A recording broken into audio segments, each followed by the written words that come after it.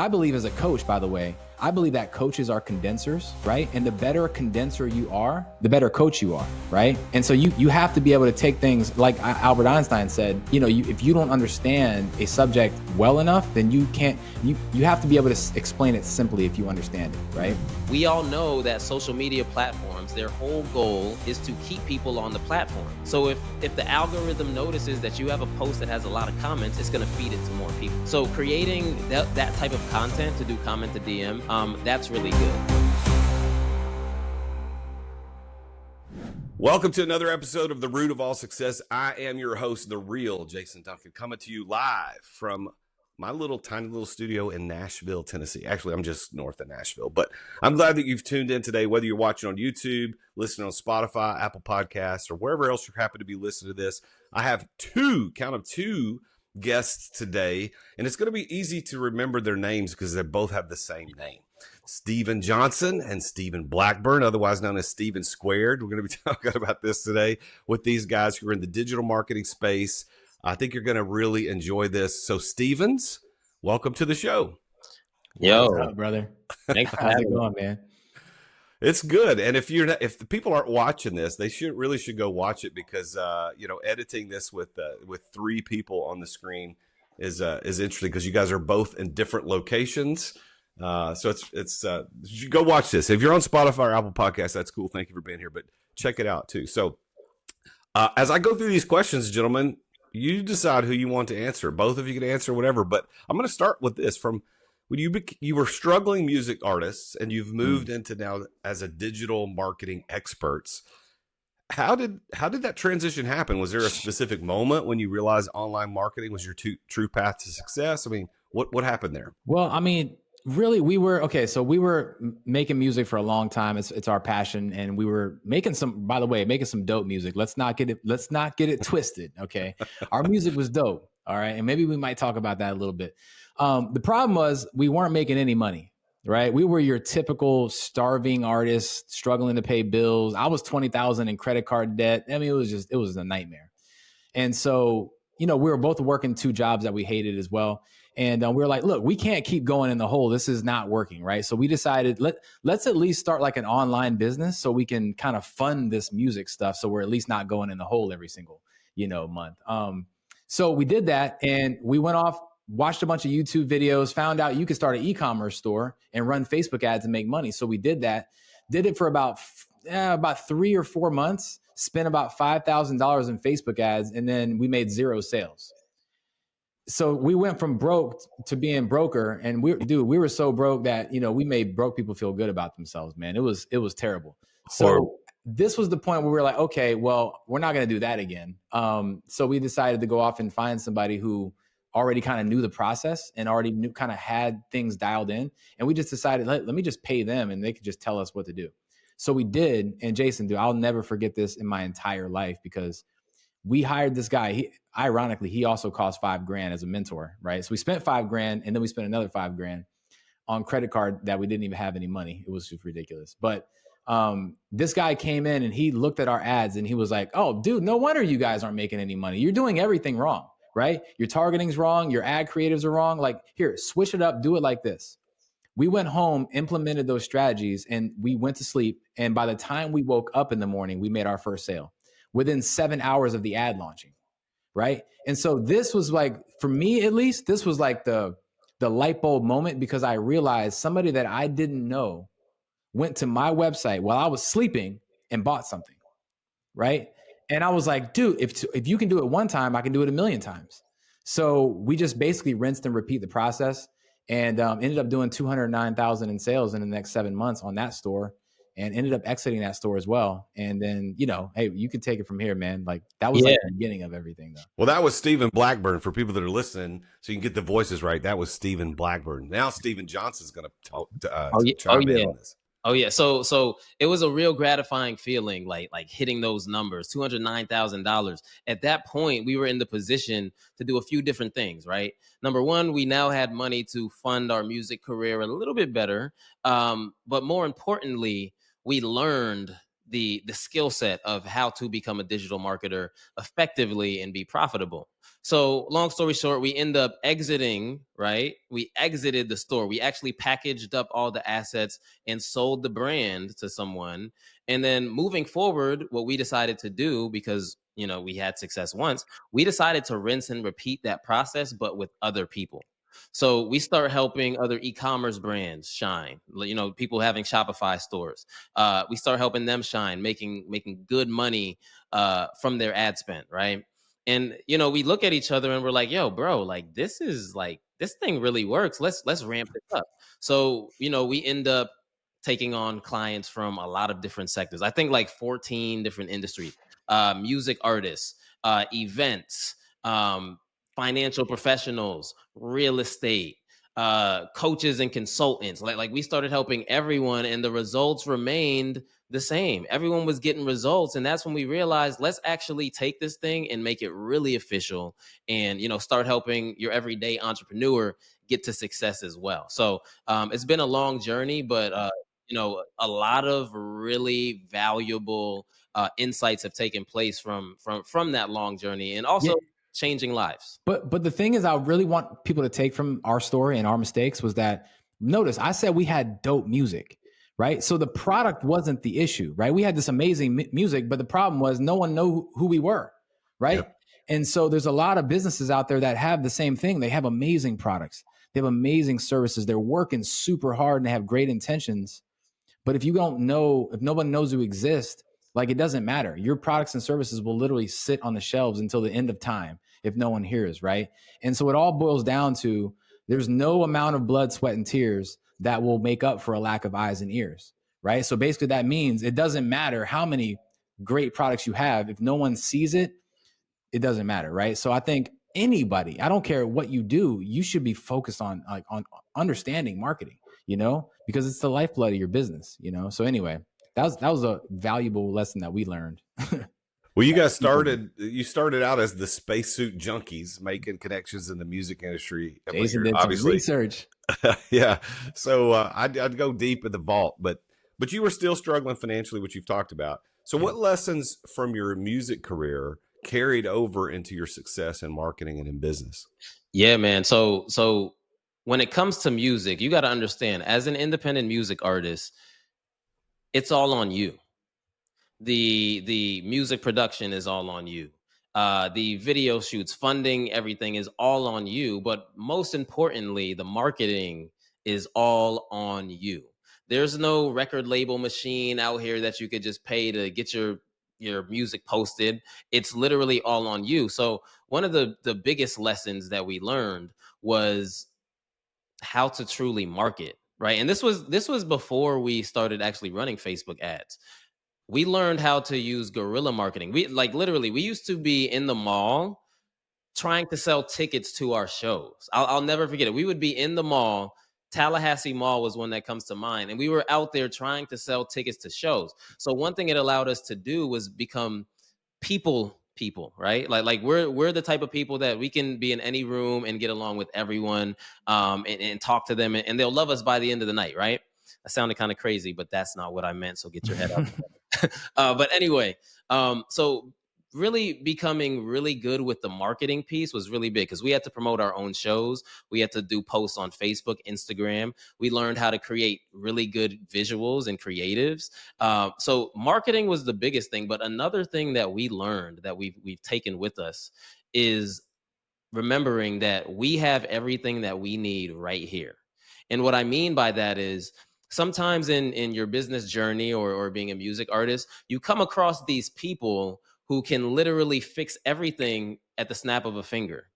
And sometimes as entrepreneurs, we begin to put our eggs into that one basket. Like, yo, if this person does this for me, like we're all set. And early on in the game, being in music, we used to put our eggs in one basket and rely on one person to get us to where we wanted to go. And anytime we did that and we put our reliance on just one person, it didn't work out and everything fell apart. So what that taught us was to remember that we got everything we need right here, and we can make all the moves necessary without anyone's help. Yes, the help would be nice, but having that mindset of knowing that anything that we want to achieve, we can actually do because we have everything right here was one of the biggest things that I took from our That's journey. facts, bro. And moving that, transitioning that into business world, the way that that relates to the business world is a lot of businesses, they want to scale their marketing. So what do? They hire agencies.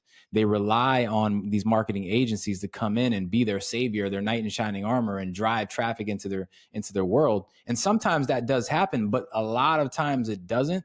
And then when it doesn't work out, they have no idea what to do. They have no idea how to pivot. They have no idea how to hold that agency accountable because they've never educated themselves. Like, we have agencies that are stealing people's pixel data, stealing their ad accounts. I mean, all types of crazy stuff happening. And they're charging them $5,000, $10,000 a month in retainers. We actually know a couple who spend $20K in retainers, right? Every single month. And it always leads down to the same situation where it's like you're just handing over all your power to somebody that you don't even know has your best interest at heart, is not even getting results. So now we've had multiple conversations with, 7, 8-figure, 9-figure entrepreneurs who are now starting to realize how important it is to learn to how to run their own ads, right? We were on Ryan Pineda's podcast recently, and he was telling us when he was interviewing us, he was telling us how he was like, dude, I'm hiring all these agencies and they're not even getting as good results as I am. So I'm starting to learn Facebook ads now, you know? And so even if you are a high level entrepreneur, I don't want you to think that learning marketing is kind of beneath you, right? I believe in outsourcing, right? I think you should outsource stuff like logo creation and video editing. Yes, that stuff, outsource that to somebody on Fiverr. But something as important as your marketing, dude, you better get at least a strong grip of, over that before you start outsourcing, in my opinion.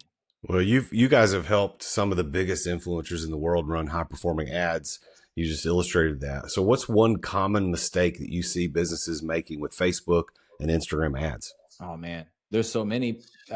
I'd say first one is what I just said, hiring people too quick, right? Hiring agencies without knowing anything at all. That's a terrible mistake. Second thing is a lot of people, well, it depends on the size of the company, right? But actually, I'll take that back. That's not even true. We have a student who is one of our VIP clients, and she's a very successful speaker.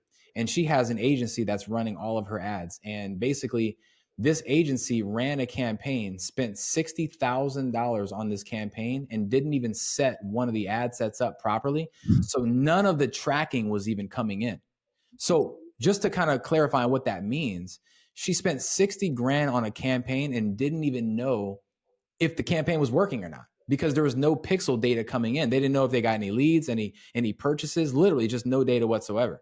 And this was a very high level agency that made this mistake, right? So to me, the biggest mistake is hiring people without knowing your own stuff so that you can check and make sure that these agencies are actually good quality. But if you are doing it yourself, make sure that you have your pixel on your landing page, on your website that you are sending people to, so that you can actually know which ads are working, which ads are not working. Yeah, for sure. And another big mistake that a lot of people make, this is that even your highest level entrepreneurs make this mistake. Some people make the mistake of trying to learn this on their own and going off to YouTube to try and figure it out, right? And a lot of times what happens, because this is the mistake we made when we first got started with Facebook ads, a lot of times what happens is you get this influx of just different information from different people, and then you get confused. So what some entrepreneurs are doing is they're going to their phone and they're boosting their posts, right? For instance, like Facebook might hit you up with a quick message and say, "Hey, you know that post that you just put out there? It reached 10,000 people." Well, here's the thing: you could reach 50,000 more if you simply just press this little button right here and boost your posts. And the issue with boosting posts is you lack control of pretty much everything that you're trying to do. But when you run Facebook ads the right way inside your Facebook ads manager, that's when you have the most control and you can kind of dictate what you want to do. So for us, when we work with higher level entrepreneurs, that's one of the first things that I tell them is to not boost their posts. And some people, like when I open up ads manager, their eyes might glaze over because they feel like it's so much.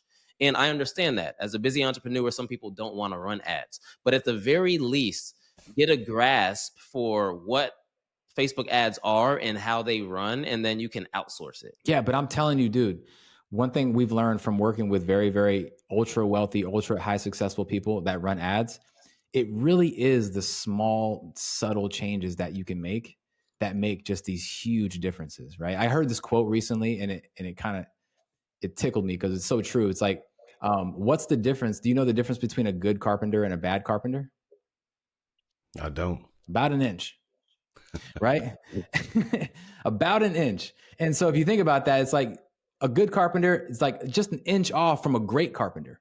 And so that's the same thing with when it comes to successful business owners. They might be running ads, but they might just be making one small mistake that's translating into millions of dollars lost, right? And that mistake could be on the video creative.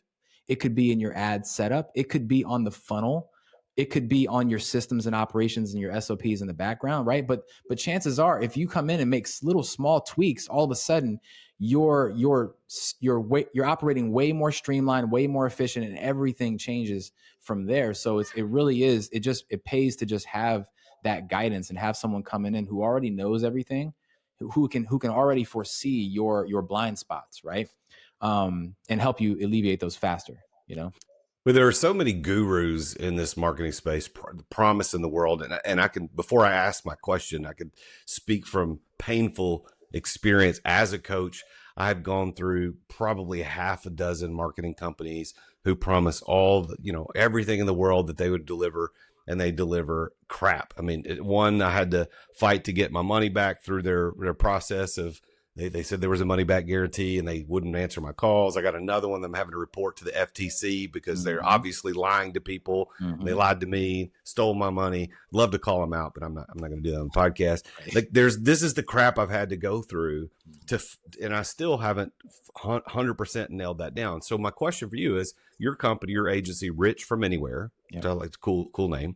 How does Rich from Anywhere cut through all that noise and actually get results for your clients? Yeah. Well, I think the biggest difference is we are not a marketing agency. So we don't come in and run ads for you anymore, right? We used to be an agency, so we understand that world and how it operates.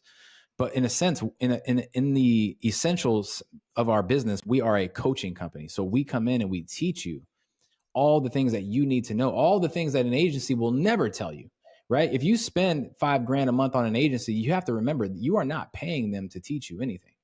You're paying them to do the job and to honestly keep you in the dark, because as soon as you know what they're doing, you don't need them anymore, right? So we come in and we train you and we teach you how to do this stuff. And I think the thing that probably, if there is ever a superpower that I feel like that we possess, it's our ability to be able to take complex situations and condense them down and make them so easy that a second grader could understand it, right? Because I believe, as a coach, by the way, I believe that coaches are condensers, right? And the better a condenser you are, the better coach you are, right?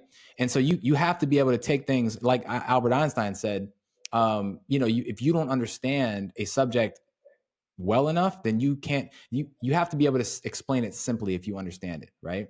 And that's what we basically do, is we come in, we teach people how to set up ads the right way and how to read their data the right way. And we make it super easy for people. So that way, when they get done with our program, they literally don't even need us anymore, right? We've had people that have graduated from our program years ago, and they still reach out to us and shoot us messages on Instagram like, man, you guys changed my life and all this stuff. So we develop relationships with people over the years. And really, that's what it comes down to, man, is educating people on how to do this stuff themselves. And also though, I would say even bigger than all that is just the fact that we actually really care. It's not about the dollar amount for us. We're obviously, money's nice, yes, but more important than money is our reputation, right? So the fact that you can come into our program and we literally hold your hand through the entire process and make you feel appreciated is huge, because we've heard horror stories about entrepreneurs hiring an agency or hiring a specific coach, and not only do they not get the results, but the connection isn't there. We're really big into, manifestation, high vibration, high energy, law of attraction, all of those things. So if you're a spiritual person, a lot of times spiritual people can feel the energy that you give off. They can see your aura, right? So I would say, honestly, our biggest superpower is being able to have amazing relationships with all of our students, honestly. Like, you can go on Google and check out the reviews and things like that. We have a lot of reviews, but the main reason why we have that many reviews is because we really care. Like, Yeah. I can't fake it. We can't fake this stuff. That's a funk you can't fake. Yeah. Not for long, at least. Right. Well, automation's a big buzzword, and it's an important word. People need to be doing that, but most people don't use it correctly. So what are some of the best automation strategies that business owners aren't taking advantage of? Yeah, man. So yeah, automation is huge. Number one, I'm a fan of automation because it allows you to utilize leverage, right? I like to call them jet activities, actually. A jet activity, we all know that a jet is the one of the fastest vehicles on Earth, right? It's going to get you from point A, your current destination, to point B, your goal destination, as quickly as possible, right? And a lot of entrepreneurs out there are focused on doing it themselves, right? Sending out text messages and emails and all of that stuff on their own. I equate that to driving a car, right? But when you start utilizing jet activities like Facebook ads and automations, your whole business can truly level up. One automation strategy that we really like is the comment to DM strategy, right? Where you create a particular post, right? And you tell them to comment a specific keyword in the comments, and then all of a sudden, automatically, when you comment that keyword, we automatically DM you something of value, though, right? It has to be something of value. That's a great strategy because, number one, it gives your organic post more juice to go viral. Number one, right? Because you're getting more people to comment on the post. It's adding weight to the post, right? Number two, if you set up an automatic reply via automation, now all of a sudden that's adding even more weight to the post. We all know that social media platforms, their whole goal is to keep people on the platform. So if the algorithm notices that you have a post that has a lot of comments, it's going to feed it to more people. So creating that type of content to do comment to DM, that's really good. But one of the best forms of automation lately is having AI message, right? AI messenger is absolutely crazy. You want to expound on that, bro? Dude. Oh, well, first of all, you guys need to know that leverage, it really is like your biggest thing that you should be focusing on, right? And it's, by the way, it's backwards of what we've taught when we were growing up. If you went to the regular public schools, right, they teach you to focus on labor and ignore leverage, right? Focus on labor and ignore leverage. And what we want you to do is start focusing on leverage and ignoring labor, because successful people aren't necessarily working any harder than the unsuccessful. They're not working any harder, right? And you can even look, I like looking at like hotels, for instance. When you look at hotels, the people who work the hardest in the hotels make the least amount of money. And the people who make the most aren't even there. Right? So it's like, it has nothing to do with hard work. Let's just be clear on that, right? So leverage is everything. When it comes to AI, okay, so this is really good. We've been using this in our business, right? So imagine having someone message you on Instagram, a certain keyword, right? And then as soon as that keyword hits, it pulls them into a workflow. And then it automatically basically triggers an automation to start, right? So people have been doing this for years with like ManyChat and things like that, where if you say this, then say this, and then if they say that, then say this, right? But that still sounds very robotic and very cold, and it doesn't always come across like very warm and authentic. But now we have the ability to do the same thing, but with AI. And so what I mean is, let's just say your prospect comes in and they ask a question. Well, that question then gets pulled into ChatGPT. ChatGPT creates a response, custom response to that question, and then spits back an answer to that question specifically. And the cool thing is you can engineer this AI to speak exactly like you, right? It doesn't have to sound like a robot. you can tell it, hey, I want you to sound like really casual, right? Or I want you to sound very professional and buttoned up. Like whatever you want to do, it'll sound exactly the way that you have it. And so now people are going through your Instagram or your Facebook or even your email and text message. It doesn't matter what the medium is. You can do this on all the different conversation mediums, but you're having the people come through, and you can also even set the end result, the end objective that you want.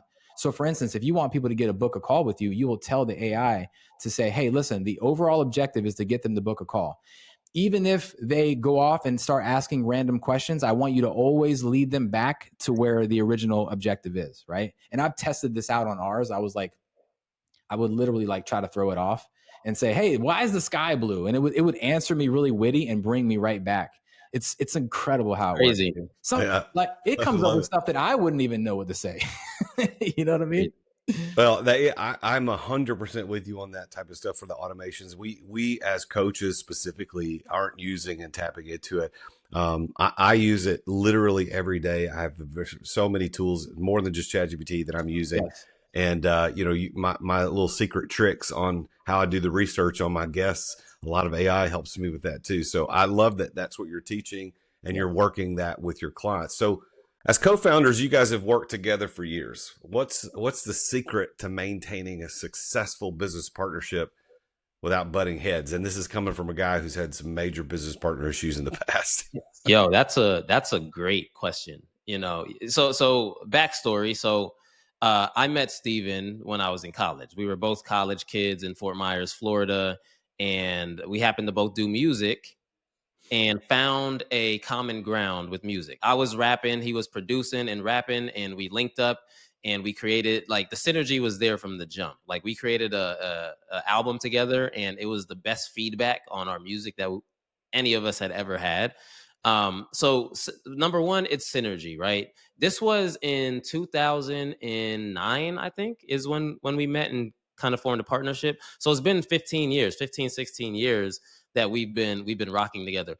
Number one, you got to understand your business partner's superpowers. Number one, you have to understand how to navigate. You have to understand how they are, right? As people, you have to understand what gets them going, what motivates them, things that might not motivate them, right? You have to understand all of those things when forming like a long lasting relationship.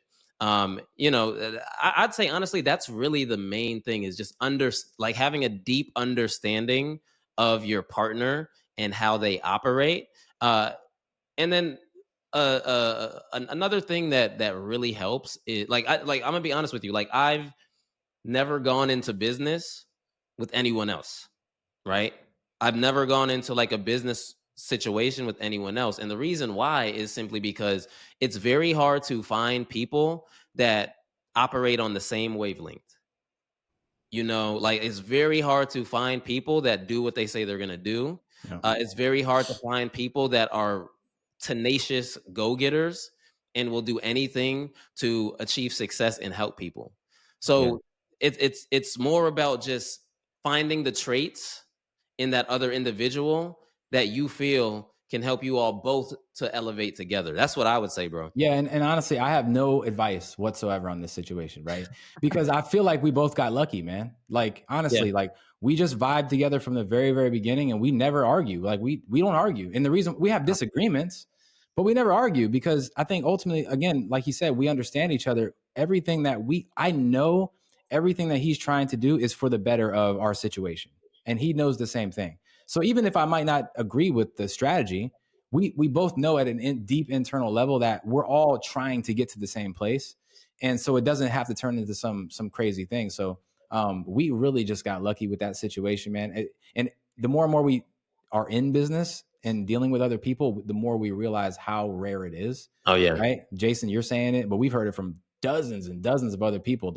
They fall out with people all the time, and so. Yeah, well, I have some advice for you on that. Okay. We'll do that off air though. Okay, cool. Let me ask you guys this. You've obviously been very successful in a lot of different arenas, but specifically with what you're doing right now with digital marketing. So what would you, if you had to distill everything down to one thing that has led you to that success more than anything else that unlocked it for you, what is that one key to success? Oh, that's easy, man. One word: mentorship. Period. And what I mean by that is we don't have all the answers, and that's okay because someone else does, right? Literally, Jason, if I'm being honest with you, man, the only thing that's like we are not above average dudes. Like I don't even consider myself very smart, right? I'm extremely average. I would say the one thing that I have an advantage of other people is I have a belief in myself that trumps a lot of other people. And so that I know if I want to do something, I'm going to take action fast, right? And I'm going to get around so what I want you to do is get around other people who already have the life that you want, pay them whatever they ask, and then just do whatever they say. And that's literally all we've been doing for the past 10 years. We've been finding coaches that have the life and have the information we want. We pay them, we apply it, and then we get our money back, and then we find another coach, and we do it again, and we do it again. And if you do that and you do it enough, one day you're going to look around and you're going to be light years ahead of everyone else, and you're going to be way more valuable. And wealth is just a byproduct of value creation. So meaning the more valuable you become, the more wealthy you become, like just as a byproduct of that. So that's the cool thing. If you guys are listening right now, and if you want to really like start making more money, here's a little trick. Stop trying to make money. Just start being more valuable, and the wealth will come automatically. And the only way you can become more valuable is get around other people who are more valuable and get it faster, because it's really about time more than anything. You know, you want to accelerate your process. You want to collapse time frames. As our mentor Myron Golden says, you want to collapse time frames. Like, for instance, Jason, if I were to ask you, if you made $1 million in your business, would you be happy? What would you say? Profit $1 million or revenue $1 million? Even profit, let's just say. All right. I would be happy. Yes. You'd be happy. I think a better question to ask me back would be like, well, how long did it take me to make it? Yeah. Right. Because if you make $1 million in 20 years, are you wealthy? No, probably not. Right. But if you take that same amount of money and you make it in 1 year, are you wealthy? Well, you're 20 times wealthier than the first example. So if you think about wealth has a lot more to do with time than it does with money, right? So if you want to become more valuable, more wealthy, start learning how to collapse time frames and do things in a faster pace, because your pace determines your place. So start operating with more speed. I think too, I think people get in their heads a lot, right? And what I like to say is too much thinking leads to your ship sinking, right? People think so much about running a play that they end up being stagnant and not doing anything at all. So along with the mentorship, you also have to be someone that takes action.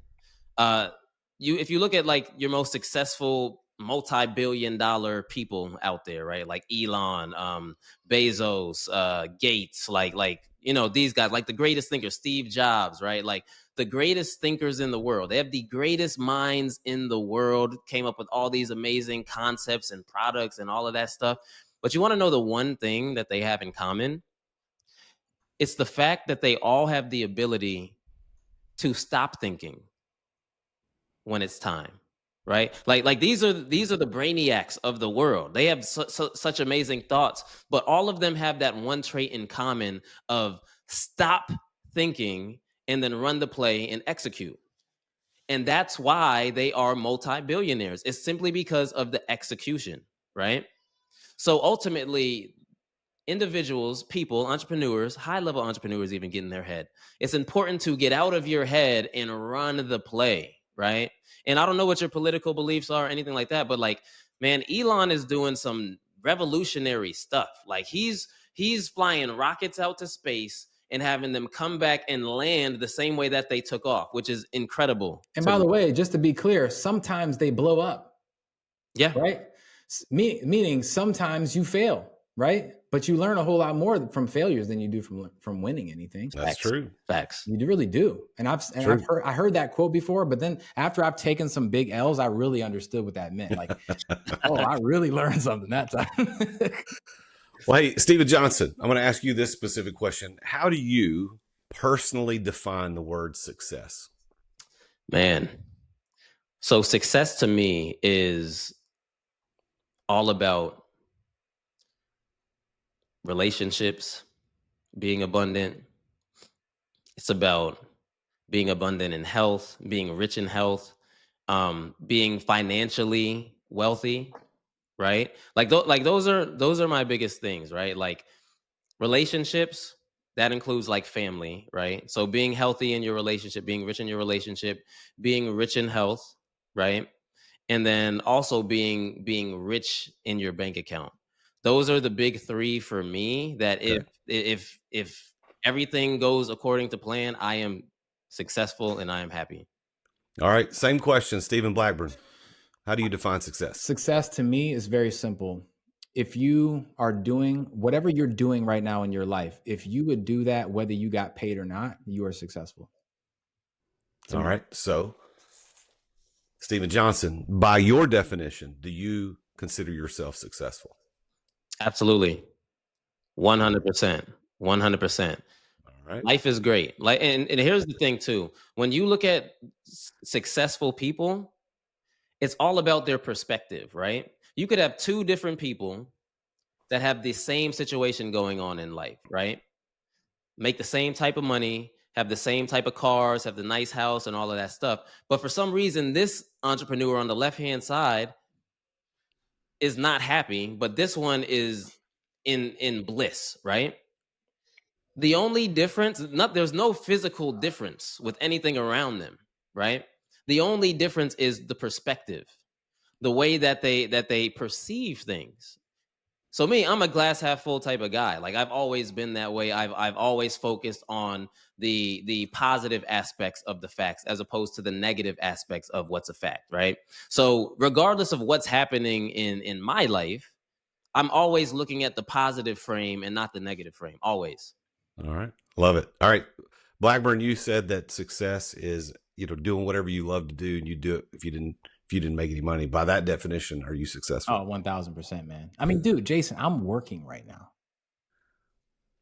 I'm working right now, talking about what I love to do with cool dudes like you. And like, wow, dude, I literally, and before this, by the way, I was on a mentoring call with my students, and they were hopping on, they were asking me questions, and I'm helping them run their ads better, helping them identify bottlenecks within their funnel. Like, to me, I geek out on this stuff. And if you don't believe me, go ask my wife. I can't stop talking about it. Right. She's like, shut up already. Right. So yes, absolutely. I love it. I love it. Well, this is our rapid fire segment. I got 3 questions for rapid fire, and I realize there's 2 of you, and I'm not going to allow each of you to answer it. So you're going to have to agree on who gets to answer. Okay. And one of you get to answer 2. One of you only gets to answer 1. So we're testing one of those questions earlier about how good of a business relationship you have as partners. Let's do it. All right. First rapid fire question. What's your favorite marketing campaign of all time? Okay. Yeah. We both said the same thing. You know it. Like, okay. Oh man. Favorite marketing campaign of all time. Wow. You know what? The first thing that comes to my mind is the Apple campaign. Bruh, I was going to say the same thing, bro. And the reason why is because I think there's a principle behind that Apple campaign. By the way, if you guys don't know the one I'm talking about, it's the one that it's just flashing all these legends, right? It's talking about like Gandhi and Michael Jordan and all this greatness, right? And so the reason why I love that campaign so much is because the principle behind marketing is that you don't sell the product, you sell the payoff, right? If you are having issues selling your products right now, it's probably because you're talking about your product too much. And nobody cares about your product. The only thing they care about is the result that your product produces. And I feel like that campaign did the same thing. That campaign really, it conveyed greatness, right? It attached the brand Apple to being great. And that's what people really want. They want to be great. So they feel like if I buy this Apple product, I'm going to become great, right? And I feel like that's a really great analogy for what maybe you need to do in your campaigns too. So that's what I would say. All right, good. All right, so if you could go back, second question, if you could go back and give advice to your younger selves as musicians, what would it be? Yeah, man. So for me, my advice to my younger self as a musician would be jump into the arena of online marketing faster. And the reason I say that is because Stop being a music artist faster.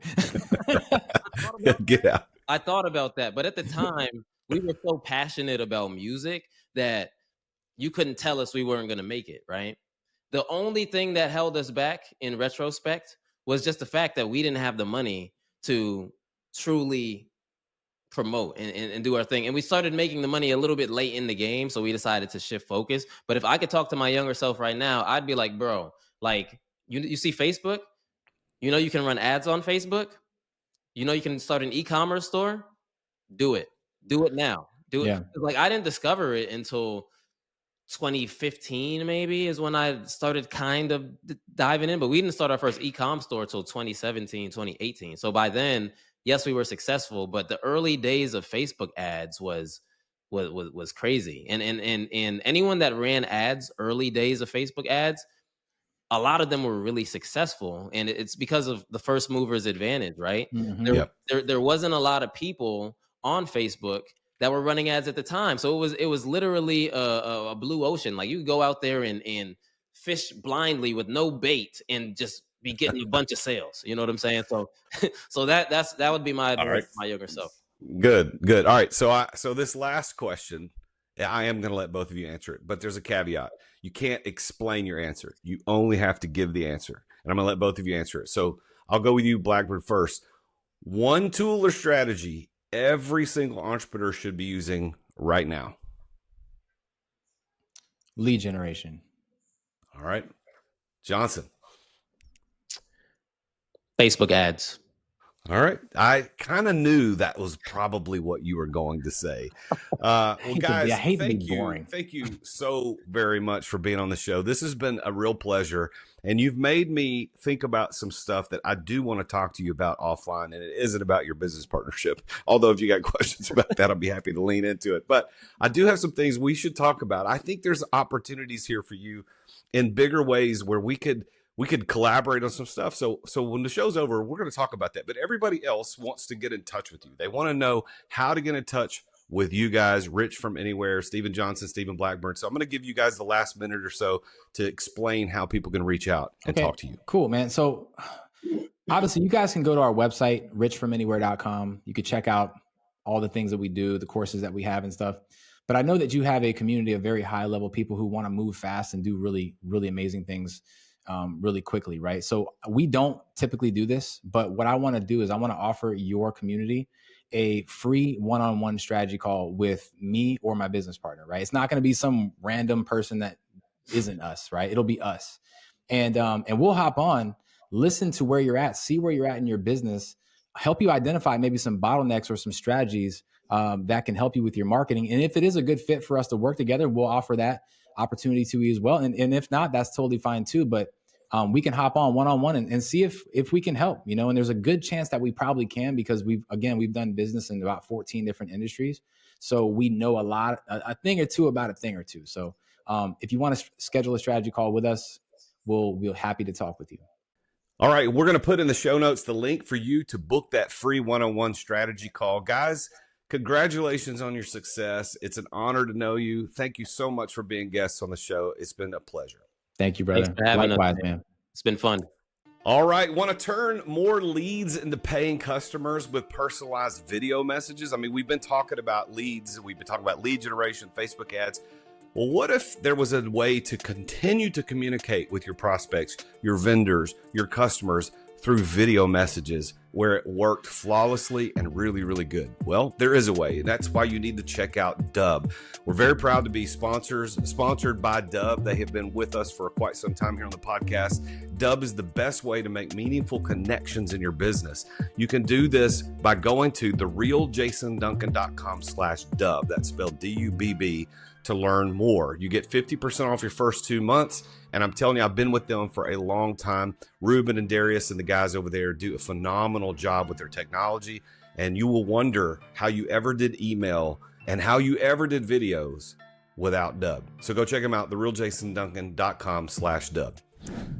All right, you know what time it is. It's time for another edition of JD's Public Service Rants. This is the part of the show where I call the little things out that shouldn't have to be said out loud, but clearly they do. So if you're guilty of this one, consider yourself officially put on notice. Now, look, the shopping cart corral is right there in the parking lot of the grocery store. We're talking 20 feet away from your car max. Yet some of you still decide to leave your cart in the middle of a parking spot. Or worse, you just let it roll wherever the wind takes it. I've seen carts rolling across the parking lot, smashing into the side of a car because you, sir, you, madam, are a lazy.